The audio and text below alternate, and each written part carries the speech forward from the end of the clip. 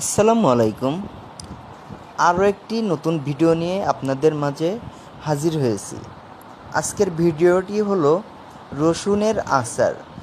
যদি বাসায় তৈরি করতে চান তাহলে আমাদের এই ভিডিওটি না টেনে পুরোপুরি দেখুন। বাসায় চেষ্টা করলে অবশ্যই পারবেন। ভিডিওটি দেখুন এবং একটি হাদিস শুনুন। রাসূল সাল্লাল্লাহু আলাইহি সাল্লাম বলেছেন, যে ব্যক্তি রসুন কিংবা পেঁয়াজ খাবে সে যেন আমাদের থেকে দূরে থাকে। অথবা তিনি বলেছেন, সে যেন আমাদের মসজিদ থেকে দূরে থাকে এবং নিজ বাড়িতে বসে থাকে। সহিহ মুসলিমের বর্ণনায় এসেছে, যে ব্যক্তি পেঁয়াজ রসুন খাবে সে যেন কখনোই আমাদের মসজিদ পানে না আসে, কেননা বনি আদম যাতে কষ্ট পায় ফেরেশতারাও তাতে কষ্ট পায়।